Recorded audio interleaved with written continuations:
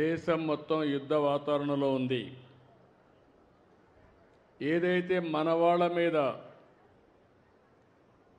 ఎవరైతే టెర్రరిస్టులు ఉన్నారో వాళ్ళు వచ్చి దాడులు చేయడం, దానిపైన దేశమంతా కూడా ఎక్కడికక్కడ చలించిపోవడం, అది చూసిన తర్వాత ఇప్పుడే కాదు ఎప్పుడూ మన దేశం టెర్రరిజానికి వ్యతిరేకం. ప్రజాస్వామ్యంలో టెర్రరిస్టులకు ఎక్కడా అవకాశమే లేదు.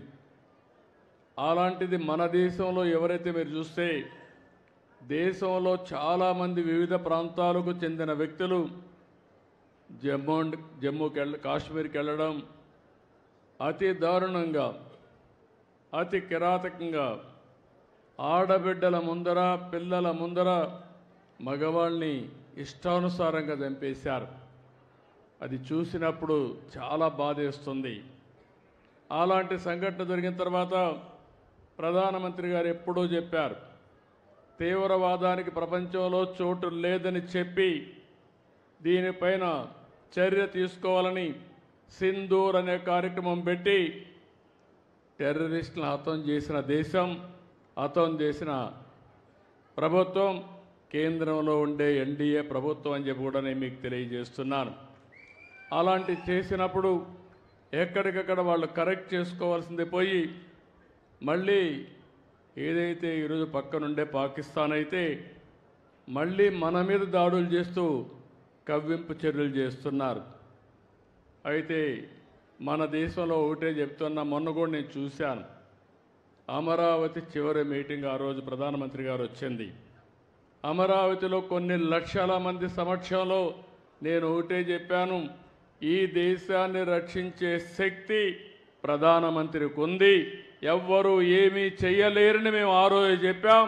అది చేసి చూపిస్తారని మరొక్కసారి మీ అందరికీ విజ్ఞప్తి చేస్తున్నా.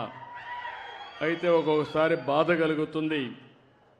ఇలాంటి జరుగుతూ ఉంటే ఈ జిల్లాలో చాలా గ్రామాల్లో చాలామంది దేశభక్తితో డిఫెన్స్కి వెళ్తున్నారు. మేము కూడా దేశాన్ని కాపాడాలి, నా వంతు బాధ్యతగా నేను కూడా దేశ సేవ చేయాలని చాలామంది ముందుకొచ్చి యువకులైతే ఈ యొక్క రక్షణ శాఖలో చేరుతున్నారు. అందులో చేరిన వ్యక్తుల్లో మన తెలుగు బిడ్డ మురళీ నాయక్ ఈ జిల్లా వాసి. ఆ మురళీ నాయక్ ప్రాణాలు కోల్పోవడం చాలా బాధేస్తుంది.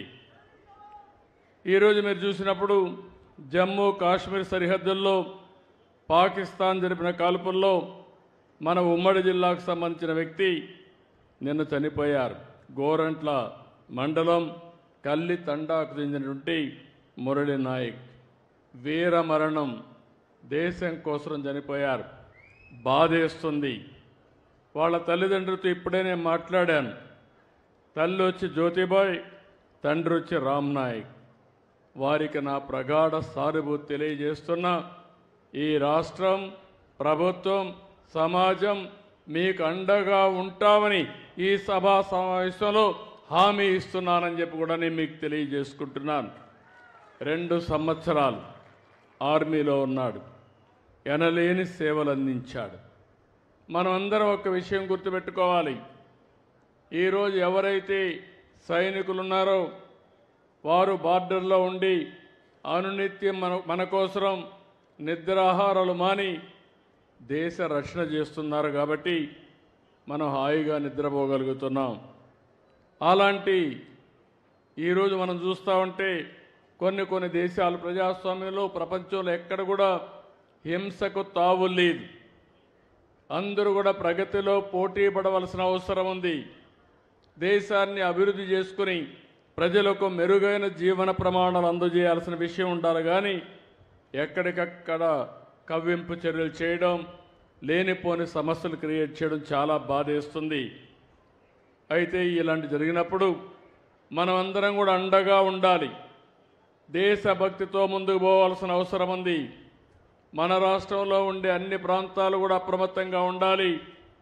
దేశం చేసే పోరాటానికి ప్రతి ఒక్క వ్యక్తి సంఘీభావాన్ని తెలియజేయాలి.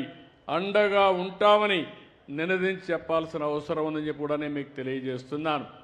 అందుకే ఇప్పుడే కేశవ్ గారు అన్నట్టు భారత్ మాతాకి అంటే గట్టిగా జై అని మనమందరం నినదించడమే కాకుండా అండగా ఉండాలని చెప్పి మరొకసారి కోరుతున్నా. భారత్ మాతాకి, భారత్ మాతాకి, భారత్ మాతాకి, మాతాకి. అదే సమయంలో ఎవరై చనిపోయారో, వీర మరణం పొందారో వారి కోసం 2 నిమిషాలు మురళీ నాయక్ ఆత్మకు శాంతి కలగాలని కుటుంబ సభ్యులకు ప్రగాఢ సానుభూతి తెలియజేసుకుంటూ 2 నిమిషాలు మౌనం పాటిద్దాం.